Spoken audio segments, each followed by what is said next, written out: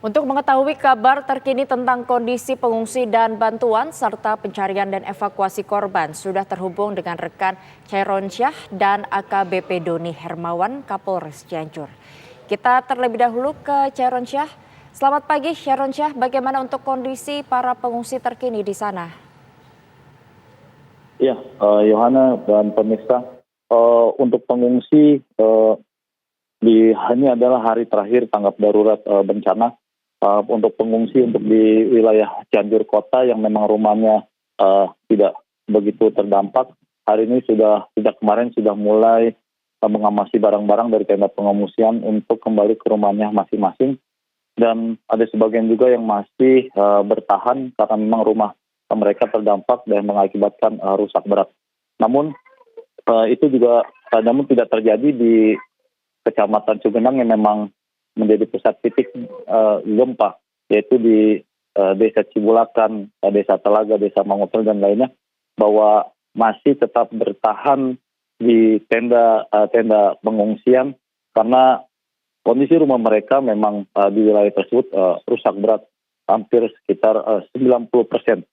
Dan warga sudah mendapat bantuan logistik serta makanan, dan juga di posko pengungsian sudah disiapkan dapur umum, disiapkan dari TNI dan Polri.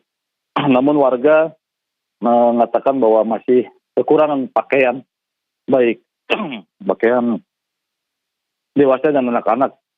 Dan saat ini karena pakaian mereka tertinggal di rumah mereka.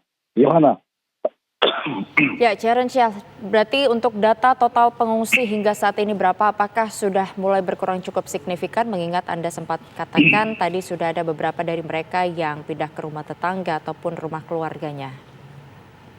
Ya, untuk wilayah Kecamatan Cianjur Kota sendiri memang sudah agak sedikit berkurang karena mereka sudah mulai pindah ke rumah mereka. Namun untuk di wilayah memang yang terdampak di Kecamatan Cugenang sendiri, yang menjadi pusat titik gempa, masih warga masih bertahan di tenda-tenda pengungsian.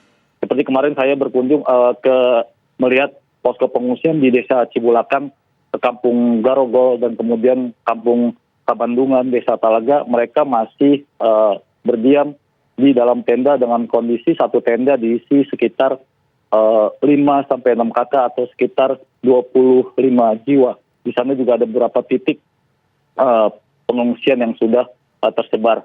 Dan saat ini kondisi di sana juga sangat membutuhkan alat-alat seperti pampers, kemudian susu, dan untuk pakaian wanita dan anak-anak. Yohana.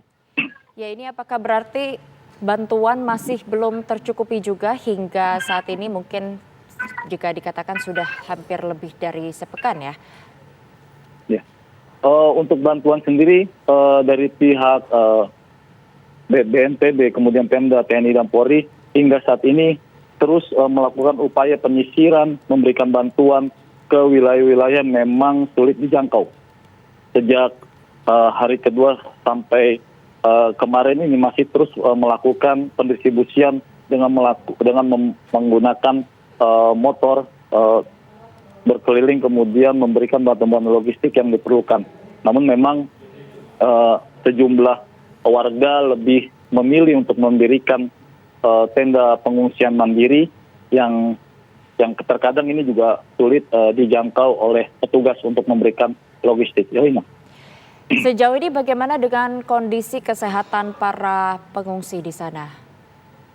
Ya, dari sejumlah posko pengungsian yang memang tidak ada tim medisnya mulai merasakan sakit bagian tenggorokan, kemudian sesak. Namun itu cepat terkendali seperti yang ada di Desa Cibulakan, Kampung Garogol. Itu ada disiapkan posko kesehatan oleh Angkatan TNI Angkatan Laut, dan kemudian juga mereka sigap ketika ada pengungsi yang sakit langsung diberikan pengobatan. Begitu juga di beberapa titik seperti di Perawatan di Cianjur Kota dan tempat-tempat lainnya memang sejumlah pengungsi itu sudah merasakan sakit, sesak, kemudian batuk dan lainnya. Tapi itu sudah bisa terkendali karena tim kesehatan baik dari TNI dan Polri, kemudian juga BNPB, TNI dan Pemda dan pihak-pihak lainnya itu langsung turun langsung ke tenda-tenda pengungsian untuk memberikan pengobatan. Yohana. Hingga saat ini seperti apa cuaca di sana, Sharon? Apakah juga di sana masih terdapat gempa susulan? Ya, untuk cuaca hari ini pagi ini cerah dan gempa susulan masih terjadi sejak kemarin sampai sore itu masih terjadi gempa susulan dan warga juga ada sejumlah warga memang di pusat titik gempa itu juga cukup panik. Namun tetap waspada warga ketika memang mereka sudah berada di dalam rumah yang sudah mereka pulang dan ketika gempa susulan terjadi kadang mereka berada di tempat posko pengungsian lagi. Yohana. Sejauh ini bagaimana dengan kondisi dari kebutuhan listrik maupun juga air untuk para pengungsi di sana?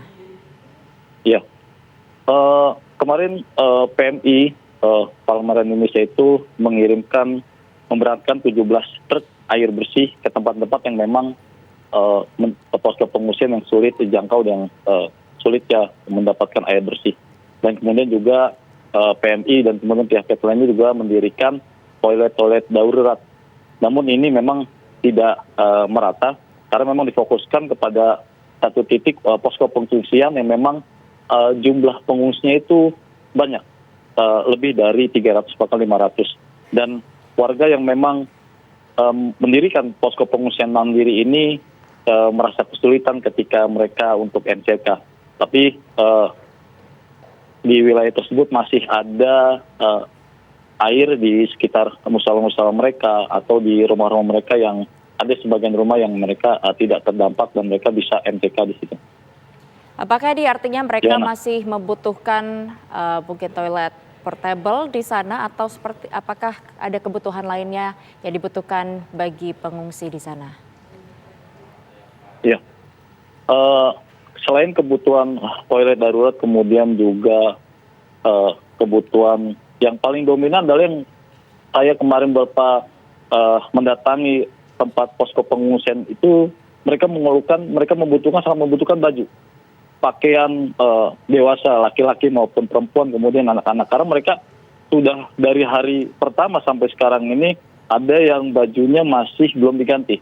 Dan mereka sangat membutuhkan karena setiap kali bantuan datang baju misalnya, itu langsung dibawa oleh pengungsi lain yang berada sebelumnya di lokasi tersebut. Kalau sedangkan untuk kebutuhan makanan, kemudian minuman, dan lainnya itu sudah terpenuhi. Dan yang saat ini dibutuhkan oleh para pengungsi, terutama ibu-ibu dan anak itu adalah pakaian keluar, kemudian pakaian dalam, serta pampers anak. Dan ini sangat dibutuhkan sekali. Mereka mengeluhkan kepada saya kemarin supaya jika ada bantuan langsung datang ke tempat kami, karena kami sudah tidak ada pakaian lagi. Kami berharap supaya para bantuan itu memfokuskan kepada pakaian kami, karena anak-anak ini sudah tidak ada ganti baju lagi. Yohana.